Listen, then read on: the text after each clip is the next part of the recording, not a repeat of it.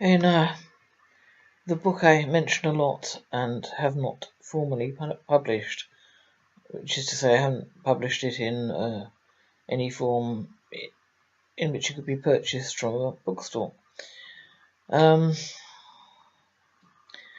that book I did talk a lot about Stockholm Syndrome, which in my opinion my entire family had, and still has.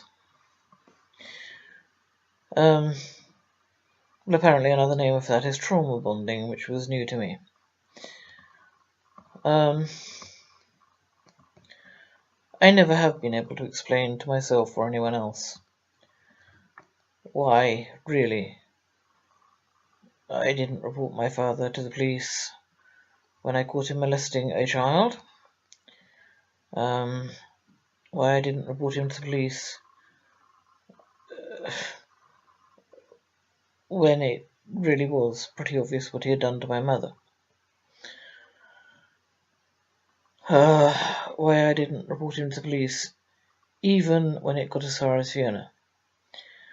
I mean, by this time, it was a little more than deja vu. It was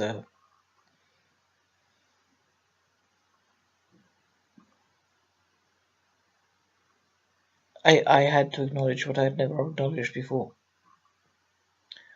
at least in some measure, before backing off from it again. It was as if my mind went like an arrow to the truth and then ricocheted back and sort of embedded itself somewhere in the back of my brain.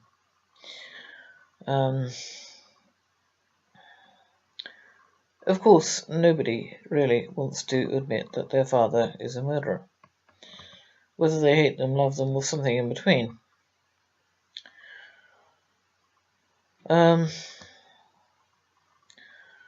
Still, I do have to admit to that trauma bonding.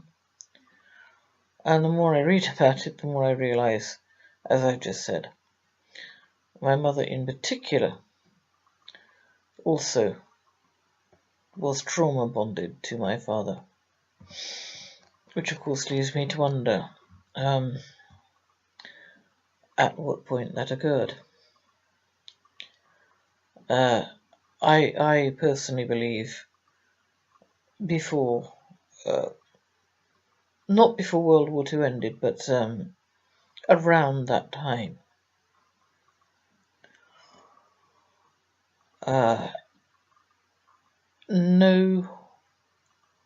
There is no logical reason for anyone who knew my mother for her to go and live with a man to whom she was not married, even if she did not know he was married to someone else. And if she did know, it's doubly impossible to understand for anyone who knew her.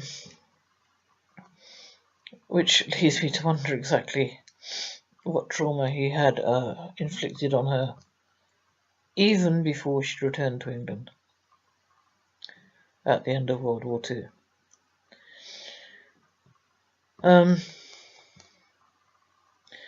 There are so many cases, aren't there, across the world, and I've been guilty. The wife of Peter Sutcliffe, not that I think Peter Sutcliffe acted alone, actually. I don't think he was the only Yorkshire Ripper. I think there were at least two men in operation. Okay, I can say what I think. I think the other was Jimmy Savile. And that they worked together.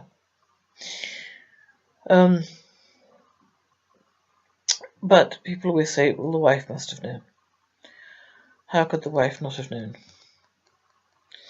I'm beginning to understand.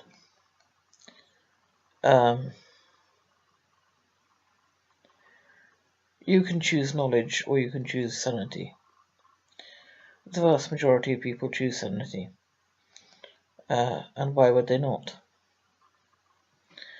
The mother of Elizabeth Fritzl, or Freisel, or however it's pronounced, is said not to have known that her daughter was imprisoned in a cellar beneath their house for 24 years and gave birth to 7 children there, even though 3 of those children were delivered to her, the mother, to look after. And, as I say, in common with most of the world, I thought she must have known. But there is knowledge that is buried so deep that it would be more like some kind of intuition than real, solid knowledge. You might have a vague feeling that something is not right, that something is very, very wrong.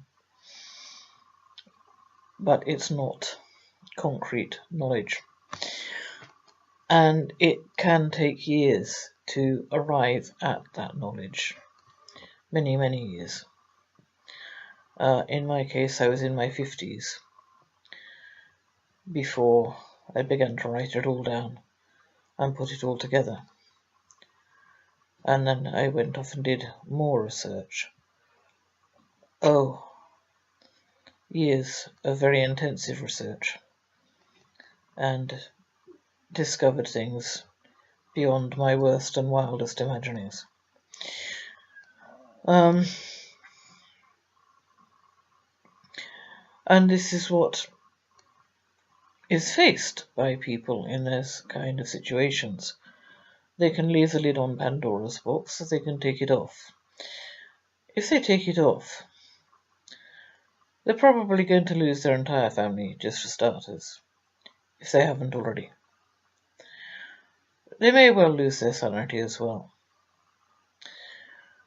They may be considered complicit, in which case they will lose their freedom, they will go to jail. I'm beginning to have sympathy for some women I wouldn't have done once, because I'm not sure that they were consciously complicit. I think they were trauma bonded, Stockholm Syndrome, etc.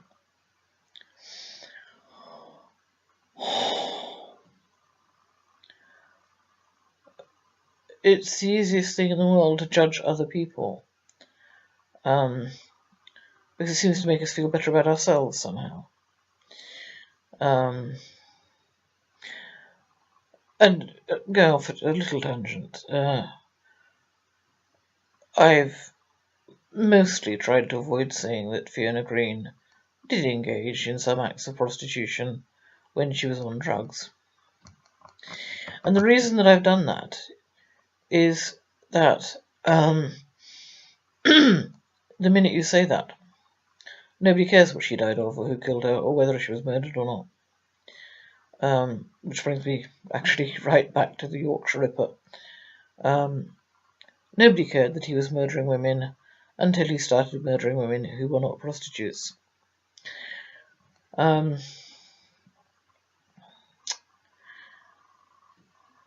is just so much in there, really. And I always wind up feeling as though I've waffled and gone off at tangents, and I do go off at tangents. There's what we do know. I do know, and did know, that Fiona had engaged for a while in prostitution, and I had decided to redress the balance of that inquest by not saying so, by leaving that out. Because the whole tone of the inquest was that whatever Fiona had died of, it was in some way her fault, even though there were no drugs in her system and no drink in her system. I think the general consensus was that a lifestyle like hers would inevitably lead to death. There may have been the suspicion that some punter or another had murdered her, but nobody could be bothered to find him.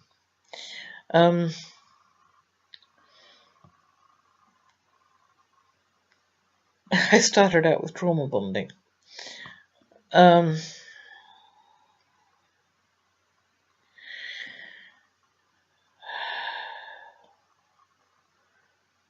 Most people do not want to know the truth,